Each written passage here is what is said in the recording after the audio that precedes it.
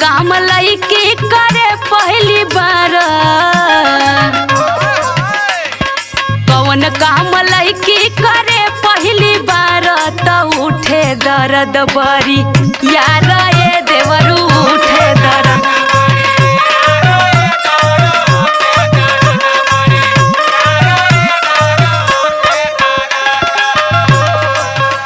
ये सवाल पौलो भौजी। अरे हाँ हो तो ला कर जवाब सुना भौजी, बताओ तनी कर जवाब का बा। बतावा। हाँ बताओ तनी, हमार बात ध्यान से सुनिया भौजी। अरे पहले बेहरी कनवा छेदावे लड़किया,